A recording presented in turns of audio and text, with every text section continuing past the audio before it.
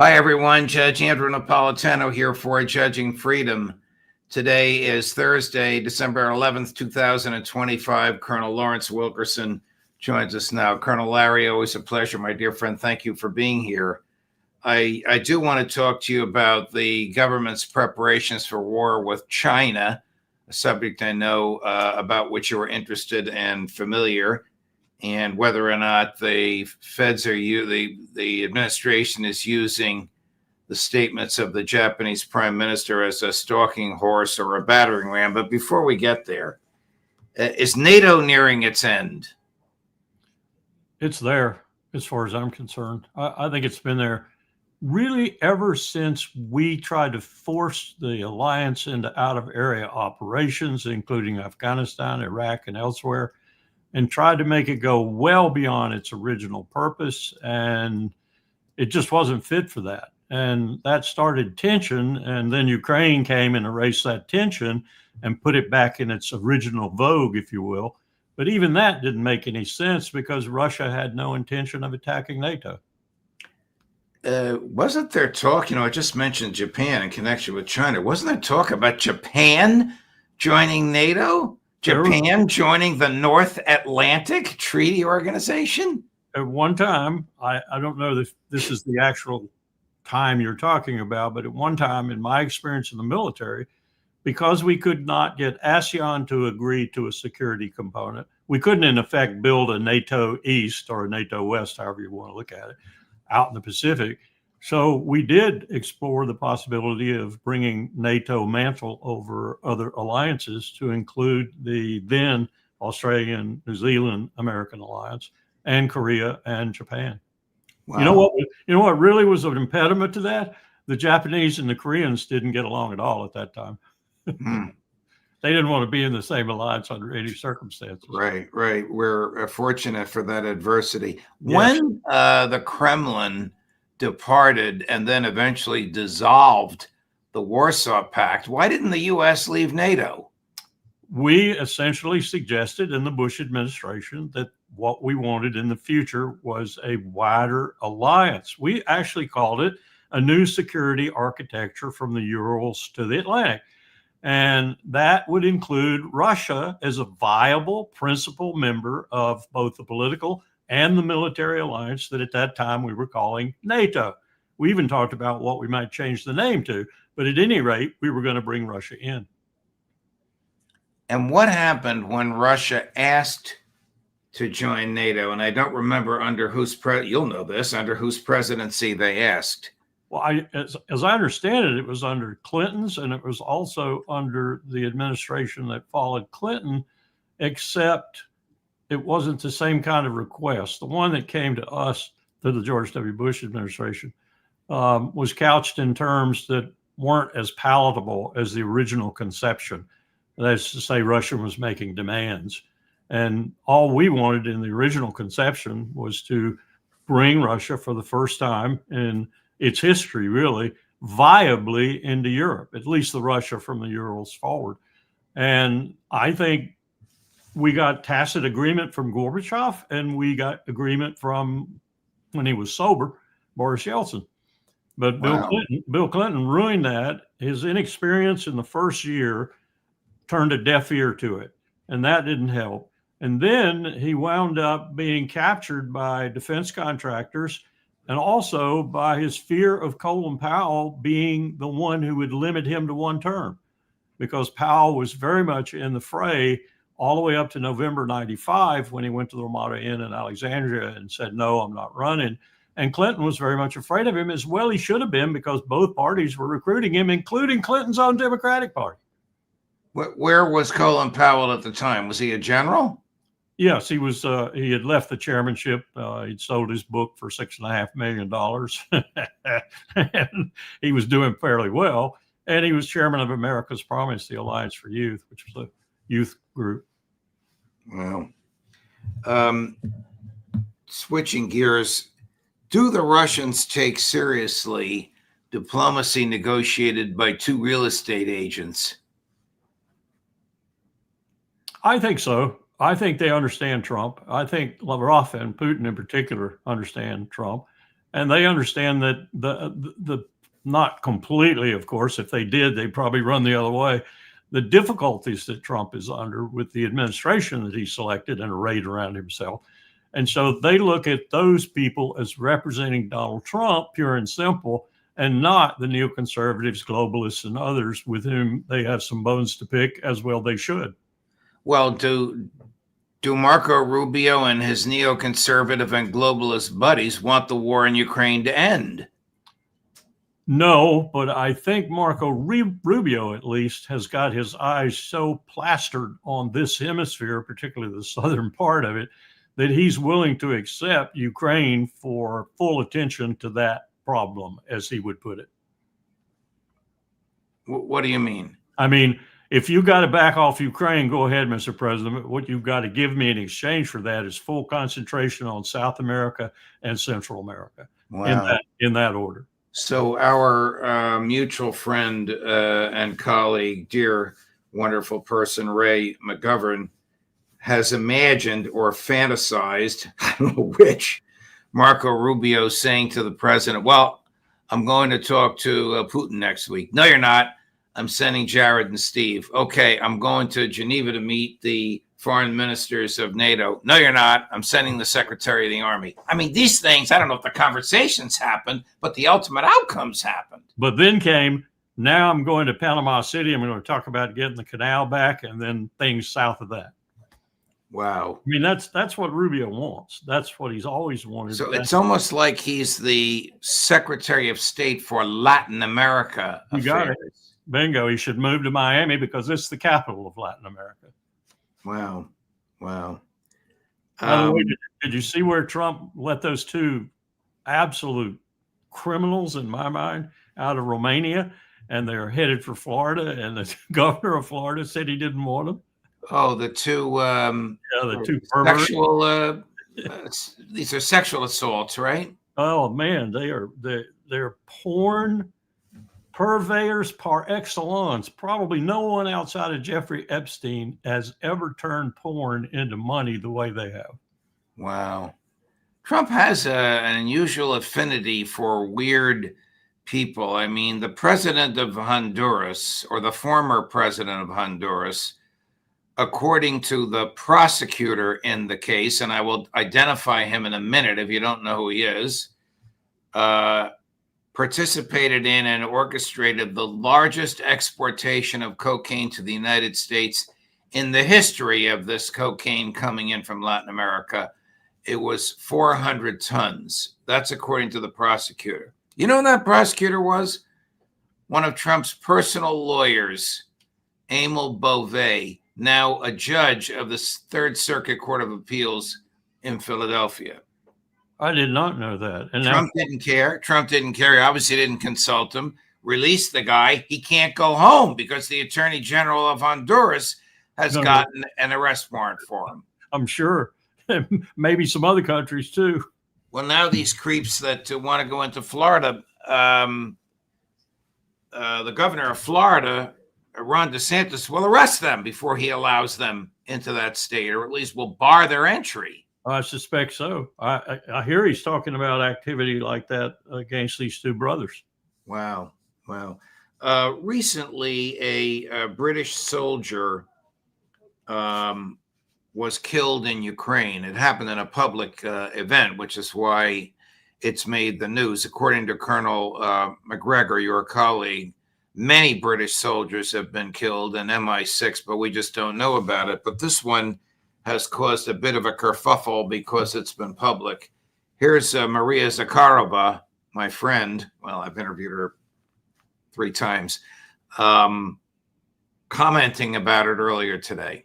The presence of British military personnel in Ukraine should be no secret to anyone. This is the first time that the British authorities have publicly confirmed the death of one of their active duty soldiers during the Ukrainian conflict. At the same time, the head of the British cabinet pompously declared that this very fellow supposedly was helping Ukraine in its fight for freedom. We would like to hear more details from them, and those details will undoubtedly emerge. But London should honestly admit what exactly this fellow of theirs was doing there. It gives the impression that perhaps someone over there in Britain has started, carefully preparing their country's public opinion in Britain, regarding the military losses in Ukraine, which will be impossible to simply hide or continue hiding. Our position is well known. Any foreign contingents in Ukraine will be considered legitimate targets for the armed forces of the Russian Federation.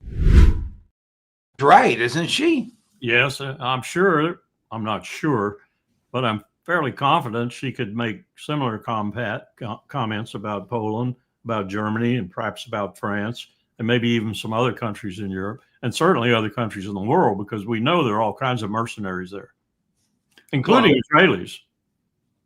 Israeli mercenaries, not IDF. I don't think they're IDF. I just think they're, you take off a uniform and you become a wildcatter. Wow. But why would Keir Starmer or whoever makes these decisions for the British government put British troops on the ground? I mean, that exposes so many British assets to Russian attack. Well, I'm sure they didn't put that much thought into it, really, Judge, especially England. And I'm sure that they were specialized in particular areas. They needed them for this or that function that the Ukrainians couldn't perform or be trained to in time. And they were limited in that regard. So they didn't think that there would be any casualties amongst them. And if there were, it'd be so limited that they could hide them. When they obviously can't hide this one, we don't know how many others they've hidden. All right, moving on. I want to ask you about Germany. I heard you say this, or I read something you wrote. I know you send me so much to read, and I'm grateful for all of it, but I don't remember where I saw it. And if I'm misquoting you, please tell me. How do you explain the uber Zionism of the German government, notwithstanding Israeli genocide? I think the article that I sent that comment to you from was very explicit in the way it discussed it. You almost have this phenomenon of real, genuine moral guilt, if you will, ethical guilt at the close of the war, of course. And for obvious reasons, the German people felt that way. And the political apparatus actually politicized that moral guilt and vested it with raison d'etat, if you will, reasons of state, and made it a piece of the actual decision-making apparatus of the German chancellor and the German people, so that you never can get away from it. And that means, among other things, that all the country that you feel the guilt about has to do is tweak you. And you're on their side, and you're shipping them arms, and you're giving them money, and you ask no questions.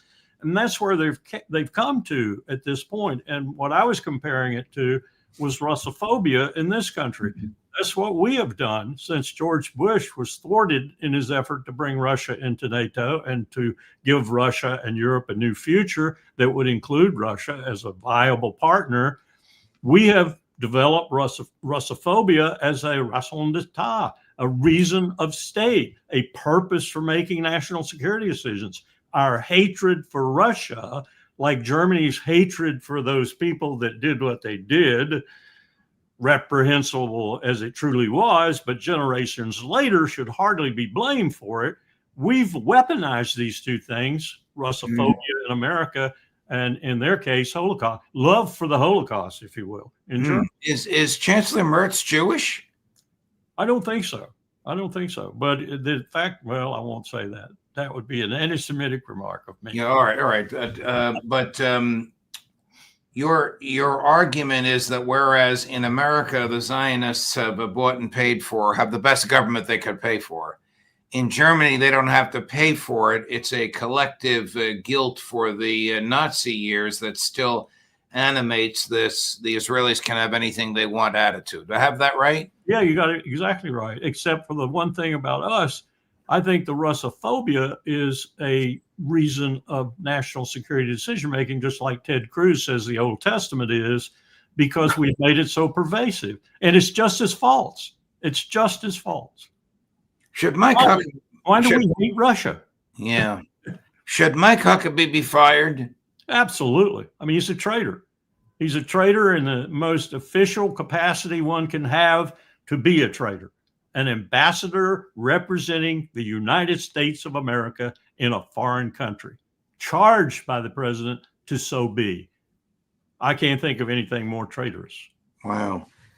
Chris just did some quick research. Mert says Roman Catholic. That makes sense. That makes sense. Yeah. But I didn't want to embarrass my wife in heaven. We won't go there. Is the Netanyahu government, in your view, Colonel Wilkerson, planning a false flag attack on one of its own embassies in Europe so that it can blame it on Hamas? I think they have shifted their focus from Hezbollah, which they did this with regard to for years in South America, in Britain, and elsewhere. And now they're doing it to Hamas. And it's the same people, the same tactics, the same layout. Hamas will be the new carrier of terrorism worldwide and therefore needs to be taken out, therefore buttressing Israel's case in Palestine. Has Israel engaged in false flags before? That is, has it attacked its own assets and made it look like it was a foreign attack? Yes, it did in London. It did in Buenos Aires. London is almost a cut and dry case.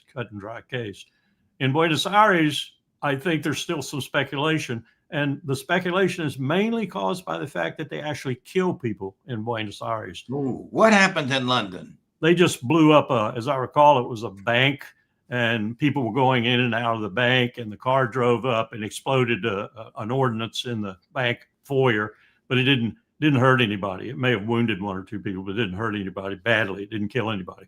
Whereas in Buenos Aires, it actually killed 2 or 3 people. Wow. Let's go over to China. What's going on in the South China Sea as we speak? The greatest ocean commerce on the face of the earth. It has become the shipping lanes of what you might call the commerce that China produces out of its Pacific coast ports and elsewhere is just voluminous now. And it's become the principal sea for that commerce to get out and for exchange to come in. That's being changed. I don't know if it'll alter the density of shipping traffic so much, but it is being changed by these railroads China has built.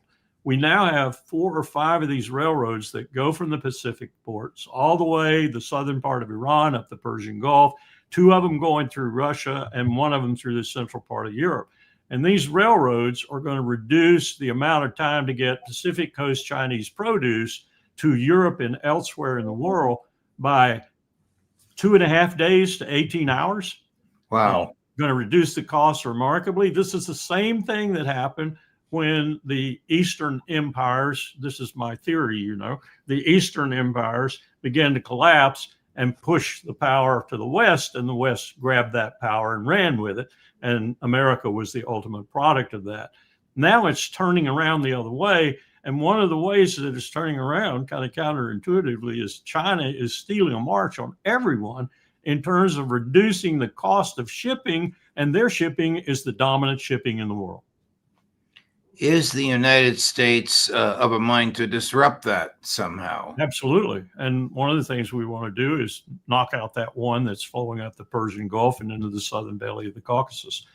We'd love to knock the others out too. Incidentally, one of them was going to debouch into Ukraine, but as I understand it now, it is functioning. The tracks are laid and everything, and what it's going to do is go around through Belarusia and maybe come out somewhere around Berlin and onto the Atlantic coast. I don't know that that's the case, but I've heard that because of the war in Ukraine, they've decided to shift focus a little bit on that central railroad. Here's Newsweek reporting 2 days ago on December 9th. The U.S. Navy says it has recovered an FA-18F Super Hornet and an MH-60R Seahawk lost from the USS Nimitz in 2 separate incidents in the South China Sea back in October. The U.S. Navy recovered the aircraft in the sea before Beijing could assess their sensitive technology. I don't know if you believe that or not. The South China Sea remains a hotspot as U.S. and allied forces conduct exercises near the contested Spratly Islands, where Chinese warships maintain a close presence. Judge, we said the same thing about the EP-3 that was forced down on Hainan Island in April of 2001 when Powell saved us from a real confrontation. Nonetheless, the EP-3 was down on one of the most highly militarized positions in China, and it was down for about 48 to 96 hours, as I recall. And the crew did not get to place all their thermite grenades and destroy the equipment on that airplane. So there's no question in my mind that they got intelligence from that airplane. Has the U.S., whether this is Marco Rubio or somebody else, used the Japanese prime minister as a stalking horse to antagonize or provoke China? I don't think they have to use her. I think she is. I'm really worried about it, frankly. Japan is one of my lifelong studies and workmates and alliance mates, you name it. Been in and out of Japan many times, and I'm really alarmed at what's happening in Japan right now. Is the United States preparing to engage in military conflagrations with China over Taiwan? I don't think so. I think this strategy tells you a lot. This strategy hides its real purpose. It doesn't hide it very well from someone who knows what they're reading. What we said is we are retrenching to fight China. We are going to clean up the Western Hemisphere, which means cleaning China out of it. All of the South American countries now, their major trade partner is China. That's scaring the bejesus out of us. Pretty soon, it'll be everybody in the hemisphere but us. Major trade partner would be China, and we would be too if it weren't for all these tariffs and all the machinations between the two countries. But we're very frightened about that, and in some ways, we should be. It's our own fault in many respects, but we do have a reason to be frightened. They're taking over everything. So first thing is to clean up the hemisphere, push all the leaders out who are dealing with China, therefore push China out, and then go after China. That's what this strategy says. Oh my goodness. This lady that's the prime minister, whom Forbes, I never heard of her before a month ago. Forbes magazine said is the third most powerful woman in the world. I don't know who the first and second are. But she basically threatened China over Taiwan. And then she was forced by her own deep state or her own colleagues, you know, the prime minister is elected by the legislature, to recant. But I don't think the recantation was heartfelt.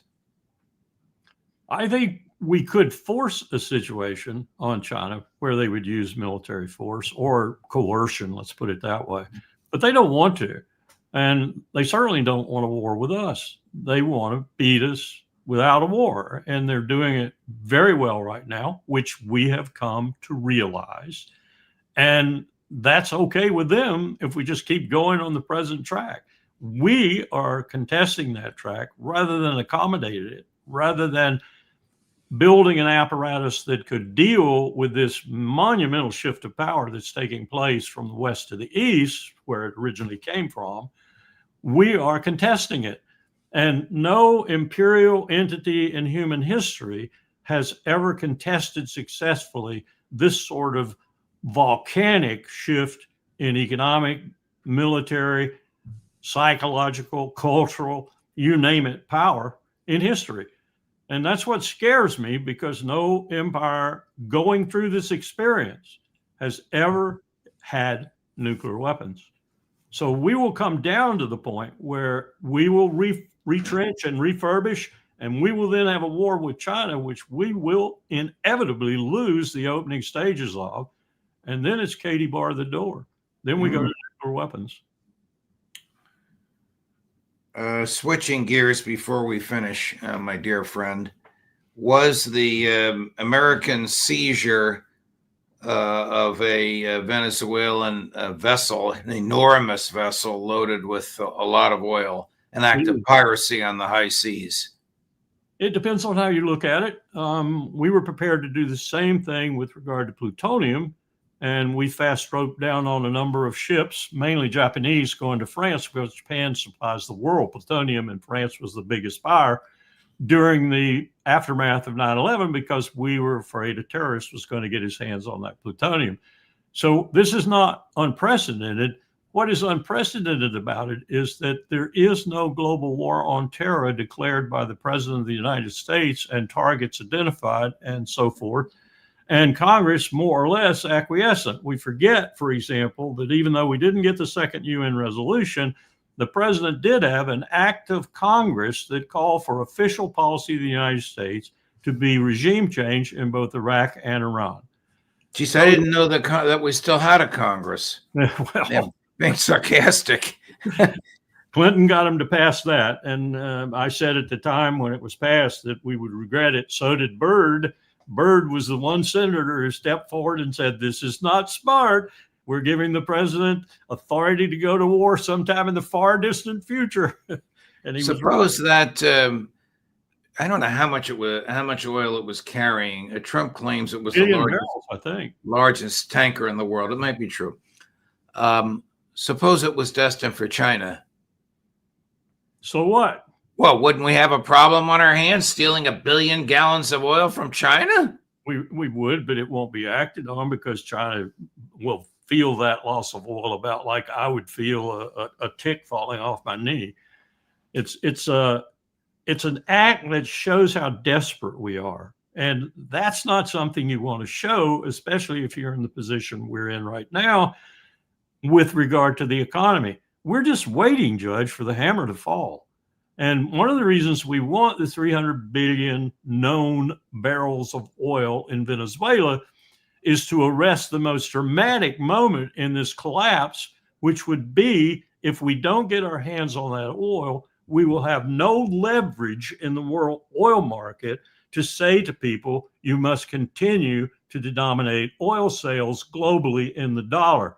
So it'll shift to a basket of other currencies. And when that happens, our debt will murder us almost overnight. Close to murdering us already. Your colleague, Colonel McGregor, was on not too long ago and argues that an empire cannot be a debtor. Not this kind, that's for sure.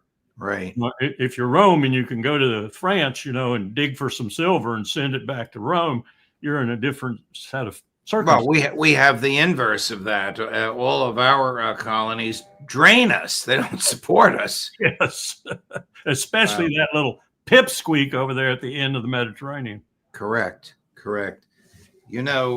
Trump recently said, I got to find the phrase, I used it for Phil Giraldi, that he plans to ban killers, leeches, and entitlement junkies from the United States. Do you think he had Netanyahu in mind? Oh, well, why did he just let Hernandez out of jail and these two brothers come back from Romania? Because they're the biggest freaking leeches on earth. Correct. He doesn't always think when he says these things. We both know that, and as does everybody watching us now. Colonel, always a pleasure, my dear friend. Judge, your comment there is a very, very, very good one. I'm getting worried about him. Every time I see him, he looks worse.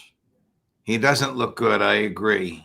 We were personal friends for many years. I haven't been in his personal physical presence since 2016, but prior to that, I was with him many times.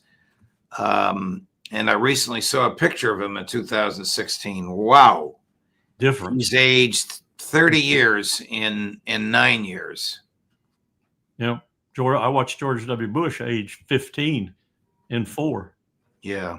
It was remarkable. The job is just, it bears on you 24/7. Right.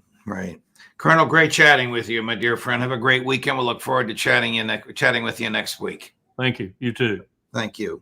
Coming up at 3:00, I think he's still in Italy, but wherever he is, Chris will find him, Pepe Escobar. And at 4:00, Scott Ritter, Judge Napolitano for Judging Freedom.